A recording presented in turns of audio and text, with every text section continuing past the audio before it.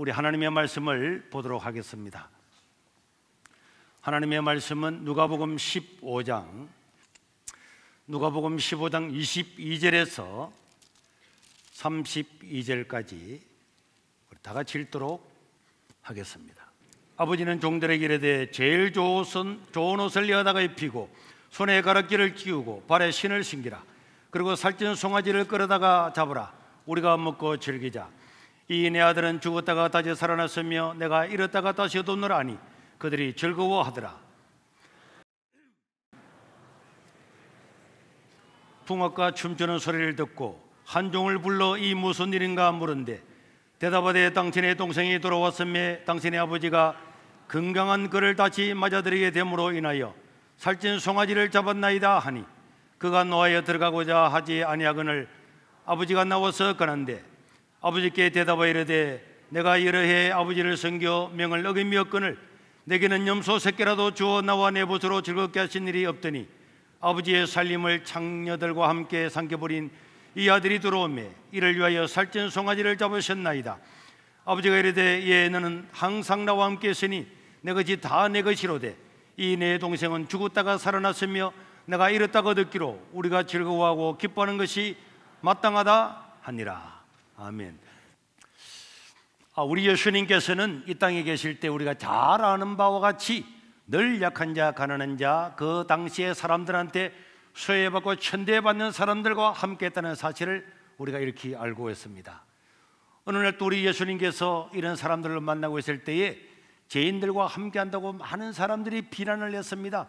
그때 우리 예수님께서 세 가지의 비유를 들었는데 마지막 세 번째 비유가 아버지와 둘째 아들의 이야기, 탕자 이야기라고 알려져 있는 이 이야기를 예수님께서 비유로 말씀하셨는데 이 비유는 단순하게 보이지만은 하나님에 대하여 눈을 뜨게 하는 신비로운 하나님의 말씀이기 때문에 이 비유를 통해서 수많은 사람들이 달라지고 변화되고 하나님의 은혜를 받게 되었습니다.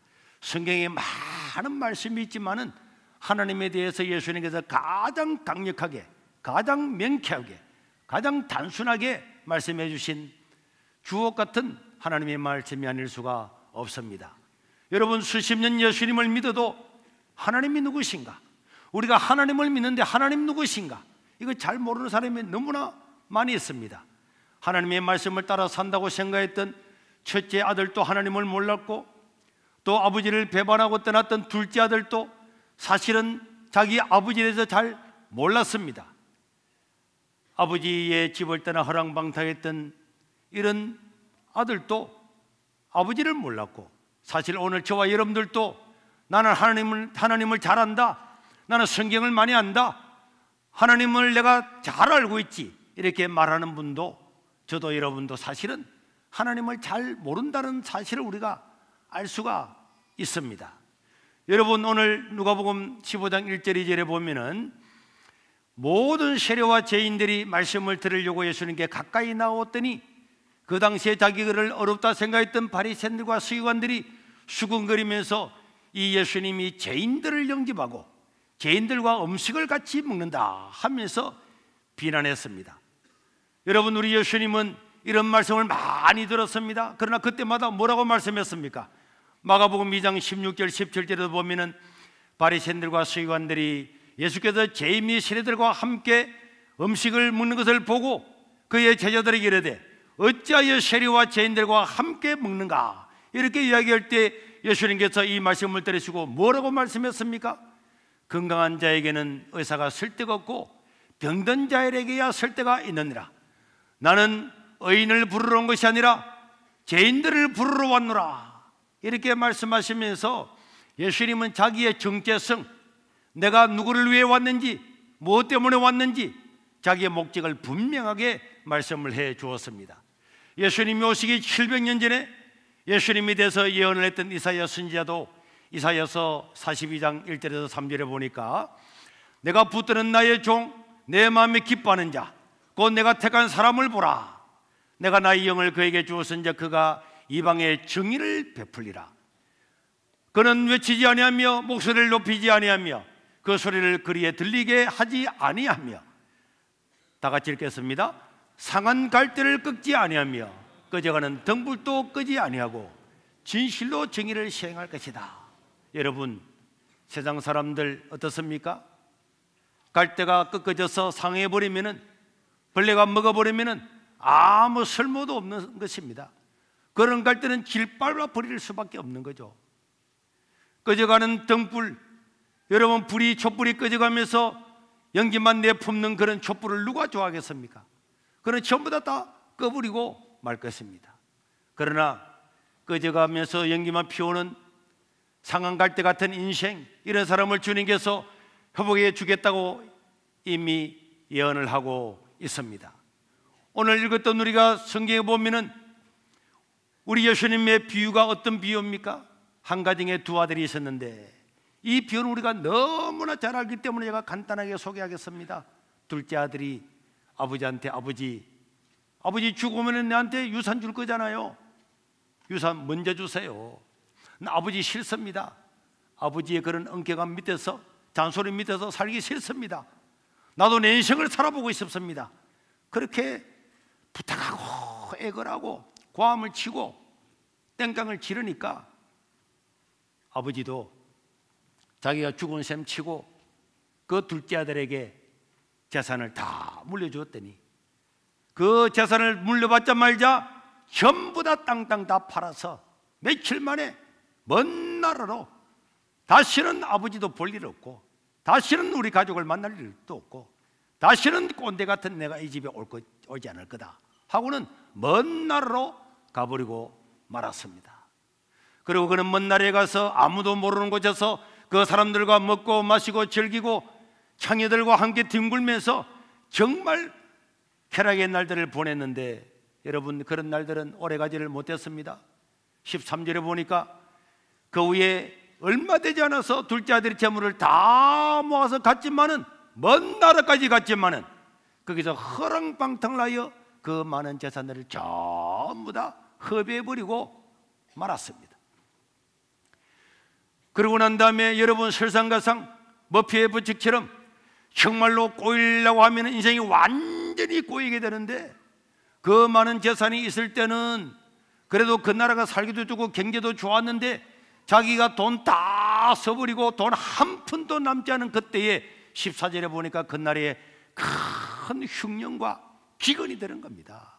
여러분, IMF보다도 경제 위기보다 더 얼음이 와서 정말로 먹을 것이 없어가지고 그 나라 사람들도 산에 풀뿌리를 뜯어먹으면서 살 수밖에 없는 그런 곳이다 보니까 이 이방에서 온 둘째 아들이야말로 완전히 도토리처럼 왕따를 당하면서 살게 되었습니다. 그는 15절에 보면은 평소에 잘 지내던 사람들한테 가서 이 집 저 집 취업을 부탁했지만은 그 나라 사람들도 먹고 살지 못하는데 어디서 취업을 하겠습니까? 어떻게 해가지고 어쩔 수 없이 어떤 친구가 소개해 주는데, 그것은 돼지를 치는 거예요.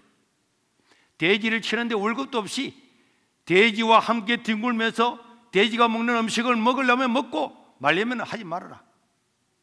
그렇게 해서 그는 16절에 보니까 돼지가 먹는 그 지엽 열매로 배를 채우고 했지만은 그것조차도 주는 자가 없어서 쫄쫄 굶게 되었습니다. 둘째 아들이 아버지를 떠나고 난 다음에 삶의 기로에 섰습니다. 죽을 것인가 살 것인가, 그 기로에 서서 여기서 내 인생을 끝내고 말 것인가, 온갖 생각을 다 했습니다. 아버지 집을 떠나온 것을 후회하고, 우리 아버지 집에는 얼마나 많은 종들도 있고 얼마나 잘 먹고 잘 살고 그때가 다 너무너무 좋았는데, 아무리 후회해도 이미 엎질러진 물이고 이 아들에게는 주워 담을 수가 없었습니다. 돼지 소리를 들으면서 그런간에서 누워있으면서 아버지의 집은 그냥 축 이상 아무것도 아니었습니다. 여러분, 우리도 우리의 인생을 지나다 보면은 참 옛날에 그때가 좋았는데 그때로 다시 돌아가만 갈 수 있으면은, 그러나 돌아갈 수가 있습니까? 돌아갈 수 없는 그런 사람들, 아무리 한탄하고 한탄해도 이미 세상은 다 지나가고 기회도 지나가고 세월도 지나가고 남은 것 아무것도 없을 때에, 그러나 이 아들 마음에는 그래도 의지할 곳, 죽지 않고 살 수 있는 길은 우리 아버지 집밖에 없는데, 그렇지만 아버지가 나를 받아줄까? 나는 버린 자식이야. 돌아가기가 쉽지 않은 것입니다. 인생을 유턴해서 다시 아버지 집으로 돌아가기 쉽지 않은 거고, 우리가 신앙을 다 잃어버리고 신앙을 다시 회복해서 아버지께 돌아오는 것도 쉬운 일이 아닙니다. 아버지 집을 떠날 때 아버지는 온 동네 사람들로부터 수치를 당하고 둘째 아들 때문에 모멸을 당했습니다. 펄펄 뛰는 그 큰아들을 바라보면서 그 집에 다시 돌아갈 수 있는 용기가 생기지를 않았습니다. 그러나 여러분, 이 작은 아들이 살 수 있는 길은 아버지 집에 가는 길밖에 없었습니다. 그래서 그는 그 돼지 치던 그 마구간에서 일어나서 내가 아들로서 가는 거는 틀린 거고 내 인생은 끝난 거고 바라지도 않는 거고, 그냥 아버지 집에 가서 동네 사람들한테 욕을 얻어먹더라도 내가 가서 목숨이라도 내가 건져야 되겠다. 품꾼 중에 하나라도 내가 서달라 그래야 되겠다. 일꾼 중에 하나로 가서 일단은 내가 먹고 살아서 다시 다음을 기약해야 되겠다. 그렇게 해서 그는 집으로 돌아가기로 작정을 했습니다. 집으로 돌아가기 작정할 때에 아버지의 얼굴이 떠오르고 큰아들의 얼굴이 떠오르고 형님이 나를 죽이지 않을까? 온갖 상상이 떠올라서 그가 가는 그 발걸음은 천근만근 무겁고 목구멍에는 콱 막혀서 말 한마디도 나오지 않는 온 몸의 셰프가 달닥볶이는 같은 이런 느낌을 가졌지만은, 그는 아버지 집에 가면 내가 뭐라고 말할까, 뭐라고 변명할까 온갖 생각을 하면서 그렇게 갔습니다.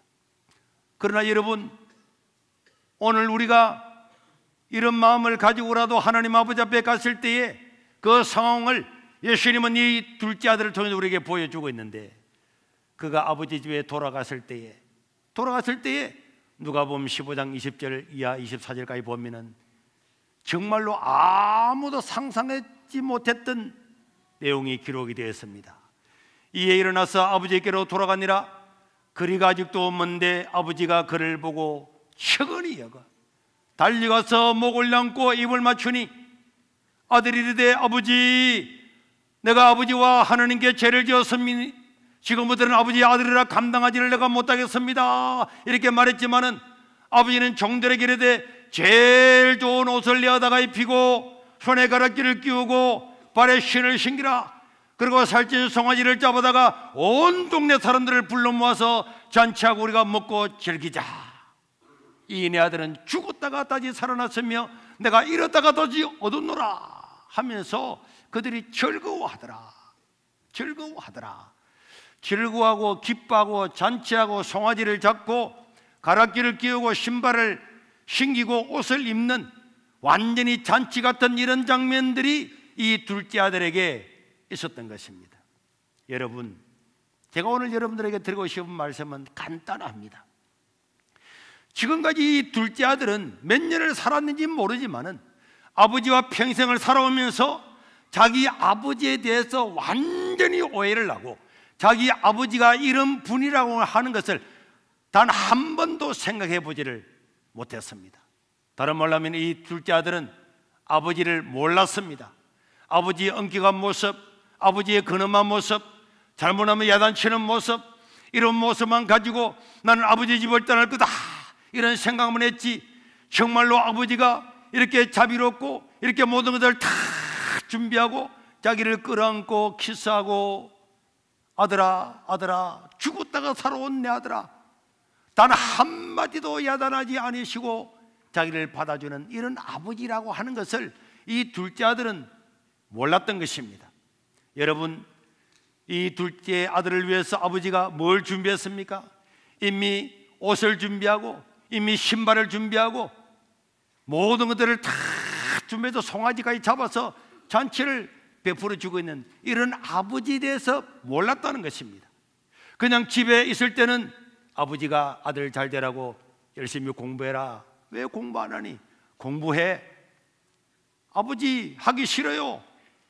아버지 있기 싫어요. 엄마만 생각나지 아버지는 싫어요. 이런 게 우리 사람이란 말이에요. 그래서 사람들은 이런 이야기를 하죠. 세상 사람들도 살았을 때는 어려움이 당하면 다 엄마 생각나요. 엄마. 그런데 아버지는요, 죽고 나면 아버지가 생각나는 거예요. 죽고 나면은 내가 몰랐던 그 아버지가 떠오르는데, 어쨌든 이 둘째 아들은 하나님으로 상징되는 이 아버지에 대해서 전혀 몰랐습니다. 만약에 이런 자비로우신 아버지, 준비하는 아버지, 이런 아버지를 다 알았다면 아버지가 얼마나 나를 사랑하고 날마다 동구 밖에서 나를 기다리고 추운 날이나 눈 오는 날이나 더운 날이나 언제나 나를 눈이 짓물러지도록 나를 기다리는 아버지, 모든 것을 준비하고 있는 아버지, 자비로운 아버지라는 것을 알았더라면 이 둘째 아들이 빨리 들어오지 않았겠습니까? 그는 아버지에 대해서 오해하고 아버지를 몰랐기 때문에 굶어 죽는 처지가 될 때까지 그 자리에 있었던 것입니다. 여러분, 둘째 아들만 아버지를 몰랐던 게 아닙니다. 큰아들도 아버지를 몰랐습니다. 큰아들이 밖에 나가서 일을 하고 돌아오는데 보니까 막 자기 집에서 막 풍악 소리가 들리고 막 난리가 났어요.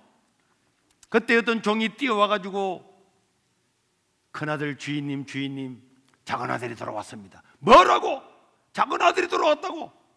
아니 그놈 돌아왔는데. 그래 우리 아버지가 어떻게 했어? 때려 죽일 줄 알았는데.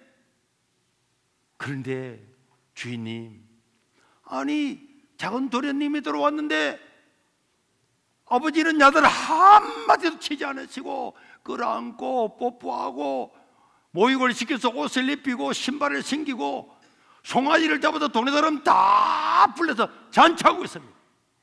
뭐라고? 잔치를 한다고? 아니 작은 아들이 고시 합격한 것도 아니고 재산 다 말아먹고 장녀와 놀다가 모든 재산 잃어버리고 왔는데 그 아들을 위해서 잔치를 한다고?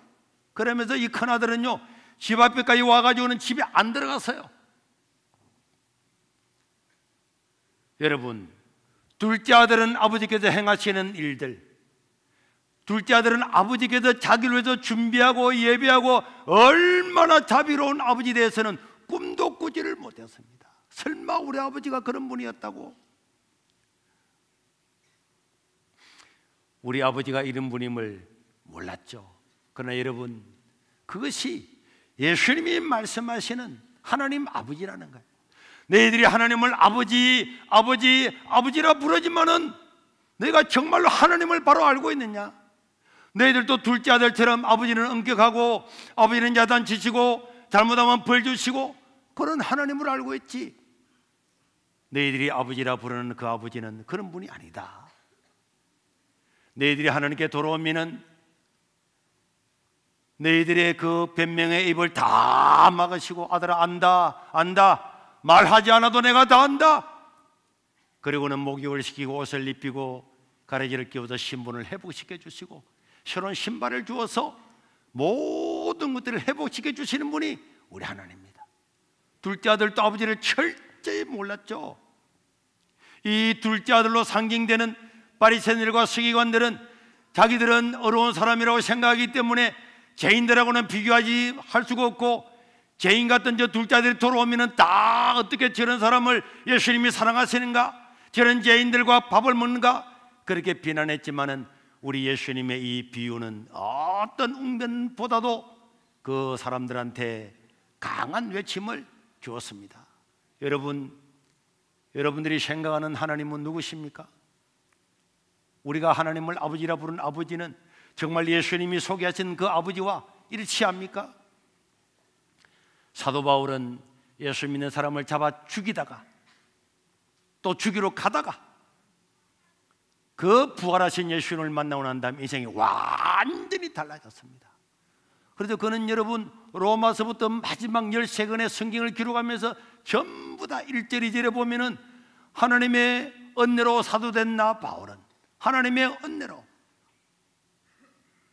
다 하나님의 은혜로 자기가 예수 믿는 사람을 잡아 죽이고 감옥에 가두고 도저히 씻을 수 없는 이 죄인을 주님께서는 변화시켜서 성경을 13권이나 기록을 하게 하고 대제국 로마를 기독교 국가를 만드는 이런 사람으로 사도 바울을 사용을 했습니다.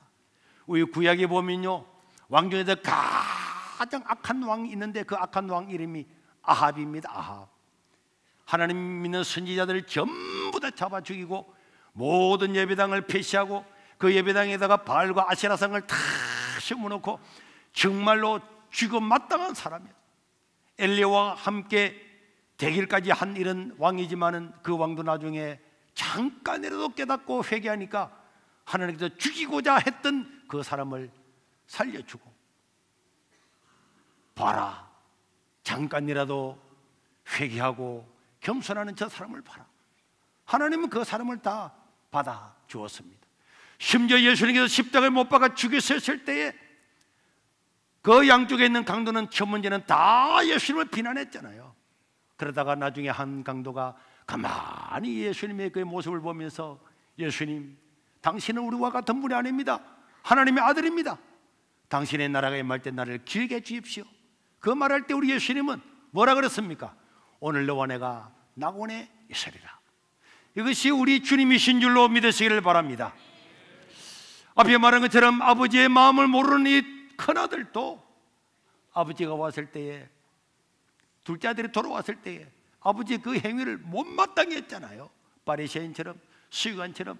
아니, 아버지, 우리 재산 다 축내고 도망간 놈, 우리 집에 수치를 안겼던 놈, 저놈이 돌아왔는데 덕성말이 해가지고 밟아 죽여야 되는데 어떻게 저런 사람에게 송아지를 잡아주고 다시 회복시켜줍니까? 나는 이런 아들이 있는, 둘째 아들, 동생이 있는 이 집에 들어가기 싫습니다. 안 들어갈 겁니다. 그리고 이 아들은 안 들어오는 거예요. 밖에서 씩씩거리고 있습니다. 그때 28절에서 32절에 보니까 그가 노하여, 형이 노하여 들어가고자 아니하거늘 아버지가 나와서, 형이 밖에 있다는 그 이야기를 듣고 아버지가 나와서, 그나잖아요. 그가 이야기를 합니다. 아버지, 내가 여러 해 아버지를 섬겨 아버지의 명을 어김없이 내가 일을 다 했는데 내게는 염소 새끼 한 마리라도 잡아서 내 친구들과 즐겁게 하신 일이 없더니 아버지의 살림을 장녀들과 다 삼켜버린 이 허랑방탕한 둘째 아들 동생이 돌아오매 살찐 송아지를 잡았다고요. 아버지한테 항의를 하고 있을 때에 아버지가 이르되, 야, 너는 항상 나와 함께 있는 것 아니냐? 내 것이 다 네 것이 아니냐? 네 동생은 죽었다가 살아나지 않았느냐? 내가 잃었다가 얻었기로 너와 내가 즐거워하고 기뻐하는 것이 마땅하지 아니하냐? 하면서 이 둘째 아들 때문에 씩씩거리고 돌아오지 않고 들어오지 않는 이 형을, 제가 볼 때 형의 어깨에 손을 대고 아들아, 아들아 하면서 타이르는 이 아버지. 그래서 둘째 아들도 아버지를 몰랐고 첫째 아들도 아버지의 마음을 몰랐던 것입니다. 용서하지 못하고 펄펄 뛰는 큰아들 때문에 돌아오는 둘째 아들은 얼마나 마음이 불편했겠습니까? 그 집안에서는 막 잔치를 베풀고 있는데 이야기를 들어보니까 형이 밖에서 집에 안 들어온대. 자기 돌아왔다고. 그래서 아버지가 뛰어나가가지고 형을 설득하는 그런 것들을 볼 때에 둘째 아들은, 아, 내가 잘못 돌아왔는가? 우리 아버지의 사랑이 변할까? 이런 생각할 수 있지만은, 그러나 여러분, 용서하지 못하고 펄펄 뛰는 형 때문에 아버지의 사랑을 의심할 필요가 없습니다. 형이 두들거리고 동생을 욕하고 심지어 저주를 퍼붓는다 할지라도 하나님 아버지의 마음은 달라지거나 변하는 것은 결코 아닙니다. 예수님이 소개했던 우리 아버지가 이런 분이라는 거예요. 여러분, 우리는 기도할 때마다 하나님 아버지, 하나님 아버지 하는데 이 아버지가 누구냐? 이 아버지는 내가 생각하는 아버지, 내가 생각하는 우리 집에 있는 아버지, 이런 아버지가 아니고 너희들이 꿈에도 꾸지 못하는 아버지, 이 둘째 아들이 꿈에도 꾸지 못하고 집에 가면 맞아 죽을 거야, 그러나 밥이라도 먹고 살아야지, 그렇게 생각하고 갔는데 원래 그 아버지는 아들의 생각으로는 완전히 달라요.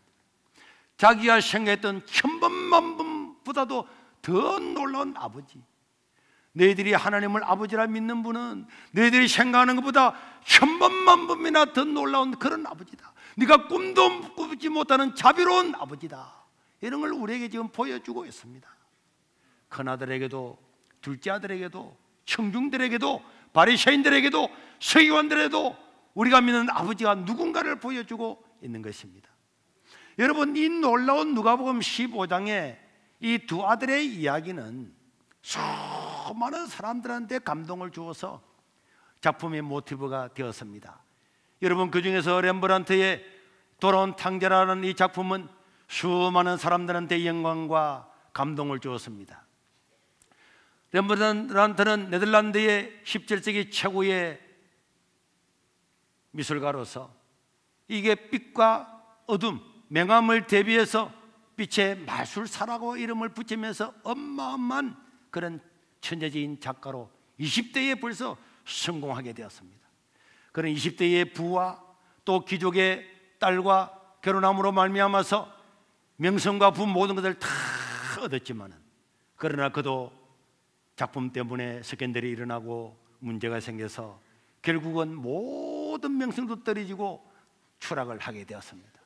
그는 절망에 빠졌는데 설상가상으로 첫째 아들이 죽고 또 2년 지나고 둘째 아이도 죽고 2년 지나고 셋째 아이도 죽고 2년 뒤에 지나서 그 아름다운 자기의 아내도 죽고 말았습니다.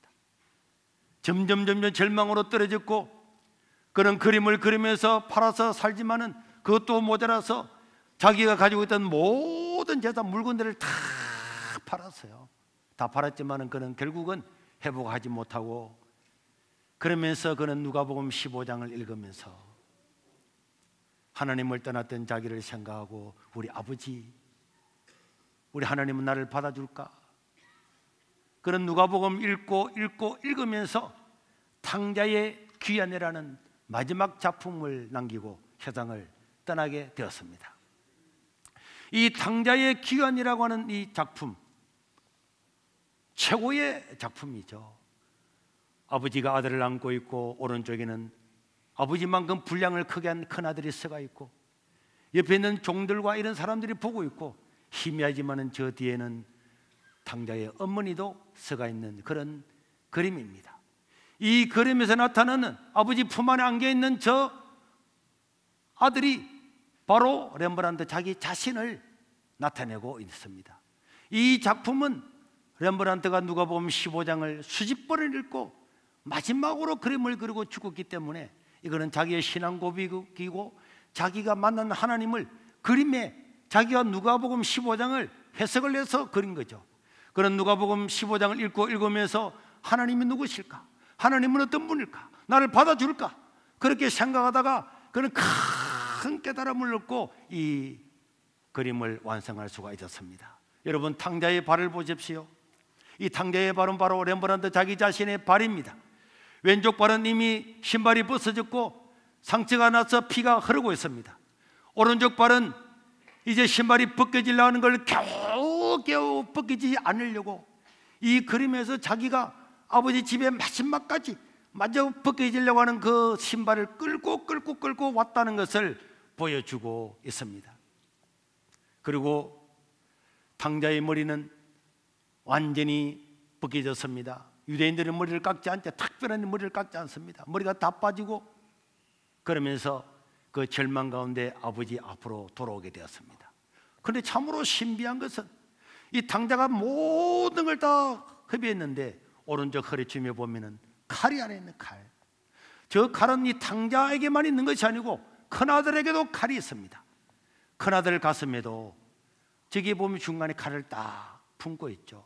그러니까 이 칼은 아마 아버지가 두 아들한테 어릴 때부터 너희는 둘 형제다, 너는 네 아들이다 하는 그 정표로서 주어진 칼이라고 볼 수가 있습니다.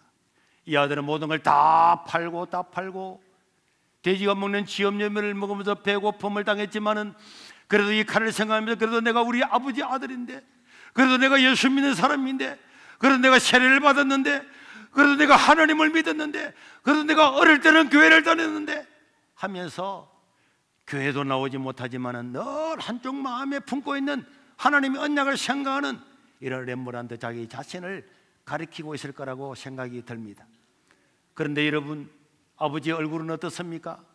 아들을 안아주는 아버지의 눈은 이미 짓물려져 있습니다. 얼마나 아들을 기다리고 기다렸는지, 이 둘째 아들 생각과는 완전히 다르게 아버지는 아들을 기다리고 기다리다가 얼마나 눈을 비볐는지 눈이 흐물려지는 아버지.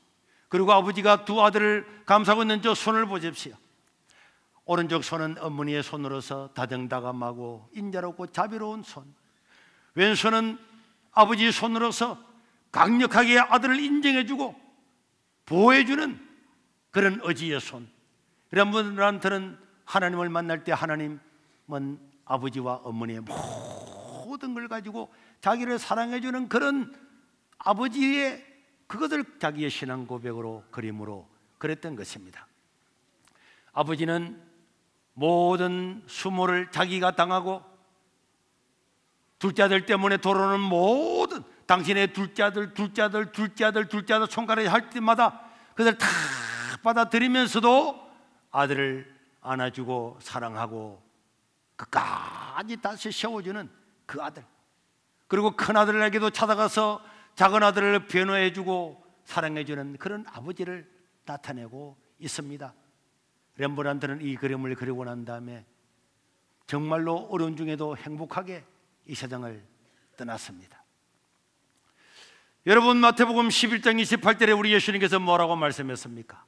수고하고 무거운 짐진 자들아 다 내게로 오라, 내가 너희를 쉬게 하리라. 여러분, 돈 있다고 저불이라고 대통령이라고 마음이 편하겠습니까? 그렇지 않습니다. 모든 사람은 다 자기 자리에서 무거운 짐을 지고 가는 것이 인생이란 말이에요. 무거운 짐을 나 홀로 지고 감당치 못하게 살아가는 것이 인생인데, 우리 하나님께서 오늘 이 새해 첫날에 이 말씀을 주신 것은 우리가 부르는 우리 아버지가 누구신가, 이 하나만 내가 다 기억하고 살아도 내 인생은 달라지게 될 줄로 믿습니다. 내가 생각하는 아버지, 내가 부르는 그 아버지는 내가 생각하는 것보다 천배나 만배나 더 자비로우시고 나를 위해서 이 땅에 직접 오셔서 죄 없는 그분이 날 위해서 십자가의 죄를 대신 짐을 지시고 죽으신, 우리가 아직 죄인 되었을 때에 나의 죄를 탓하지 않으시고 나를 사랑해 주시고 아들로 삼아 주신 바로 그분이 우리의 아버지다. 큰아들도 아버지를 몰랐고 작은 아들도 아버지를 몰랐습니다. 우리는 아버지를 알고 있습니까? 그 상상할 수 없는 하나님의 사랑과 또 하나님의 그 은혜 앞에 우리가 다 나와서 힘을 얻고 짐을 내려놓고 자유를 누려야 될 줄로 믿습니다.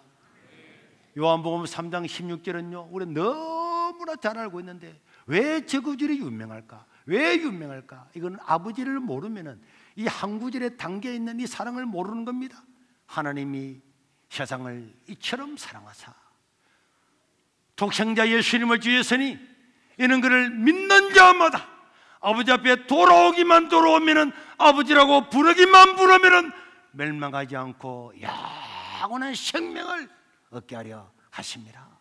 이 한 구절 안에 성경의 모든 하나님의 사랑이 다 기록되어 있기 때문에 이 구절은 이렇게 하나님을 바로 아는 사람들마다 이 구절은 읽을 때마다 감사하고 감격하는 것입니다. 사도 바울도 그렇게 예수 믿는 사람을 잡아 죽이던 살인자였습니다. 감옥에 쳐넣었던 그런 자였습니다.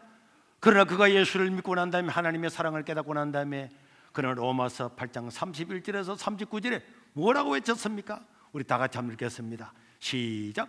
그런즉 이 일에 대하여 우리가 무슨 말하리요? 만일 하나님이 우리를 위하시면 누가 우리를 대적하리요? 자기 아들을 아끼지 아니하시고 우리 모든 사람을 위하여 내어주시니가 어찌 그 아들과 함께 모든 것을 우리에게 주시지 아니하시겠느냐? 누가 능히 하나님의 택하신 자들을 고발하리요? 어렵다 하신 이는 하나님이시니 누가 정죄하리요? 죽으실 뿐만 아니라 다시 살아나신 이는 그리스도 예수시니 그는 하나님 우편에 계신 자요 지금도 우리를 위하여서 간구하시는 자신이라. 누가 우리를 그리스도의 사랑에서 끊으리요? 환난이나 공고나 박해나 기근이나 적신이나 위험이나 칼이랴. 기록된 바 우리가 종일 주를 위하여 죽임을 당하게 되며 도살당할 양같이 여김을 받았나이다 함과 같으니라. 그러나 이 모든 일에 우리를 사랑하시는 하나님으로 말미암아 우리가 넉넉히 이기느니라. 내가 확신하노니 사망이나 생명이나 천사들이나 권세자들이나 현재일이나 장래일이나 능력이나 높음이나 깊음이나 다른 어떤 피조물이라도 우리를 우리 주 그리스도 예수 안에 있는 그 하나님의 사랑에서 끊을 수 없으리라. 여러분들이 집에 가셔서 한번 다 읽어보십시오. 나를 사랑하시는 예수님의 그 사랑 때문에 하나님이 나를 이렇게 사랑하시는구나, 이렇게 나를 위하시는구나. 오늘 사랑하는 성도 여러분, 새해에 하나님 아버지가 누구신가를 가장 깊이 새기고 살아가시기를 바랍니다. 하나님 아버지는 누구신가? 하나님 때문에 나는 누군가?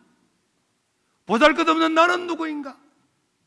절망하고 낭망하고 자책하고 살아왔던 내가 아니고 하나님 때문에 나는 얼마나 존귀한 자인가를 알아야 되고, 내가 미워하고 싫어하는 사람들, 그 사람도 우리 하나님은 얼마나 그 사람을 사랑하며 살면서, 얘야 저 사람은 네 동생이 아니냐, 죽었다가 살아난 사람이 아니냐, 저렇게 성질이 더러워도 너의 동생이 아니냐, 따독거리는 그 아버지, 이런 아버지를 알면서 우리가 하나님과 사람 사이의 관계를 재정립해서 2023년도에는 믿음의 승리자가 될 수 있기를 주의 이름으로 축원합니다. 우리 한번 2분만 기도드리겠습니다. 우리는 하나님을 바로 알고 있습니까? 수많은 사람들이 자기의 실수와 죄와 연약함 때문에 절망하고 낭망하고 하나님 아버지 앞에 돌아오기를 끄끄러워하지만은, 우리가 바라고 믿는 하나님은 예수님이 말씀하신 것처럼 나의 상상을 뛰어넘고 내가 꿈도 꾸지 못할 만큼 자비로우신 그런 하나님이십니다. 자기 자신을 용서하시고 이웃을 용서하시고 자기 자신을 사랑하시고 이웃을 사랑하시고 하나님을 사랑하고 살아가는 한 해가 되게 해달라고 우리 주여 한 부르고 통성으로 기도하겠습니다. 주여, 자비로우신 우리 하나님 아버지, 하나님의 은혜를 감사합니다. 오늘 우리가 하나님 아버지 앞에 나왔습니다. 아버지요, 내가 알고 있는 하나님보다도 천배나 만배나 자비로우신 하나님, 그 하나님의 사랑 가운데 가는 자 되게 도와주시고, 내 자신을 용서하고 자기를 사랑하고 절망 가운데 낭망하는데 남겨두지 아니하고 일어나 빛을 발하는 자가 되게 도와주시고, 이웃을 사랑하고 원수도 사랑하고 종기 여기는 한 해가 될 수 있도록 주님 도와주시옵소서. 아버지요, 아버지요, 아버지요, 우리를 긍휼하게 하시는 주, 은혜로 왔습니다. 하나님 은혜로 살고 하나님 은혜로 내 자신을 대하고 다른 사람을 그렇게 대하고 하나님 나라를 이루어가게 도와주시옵소서.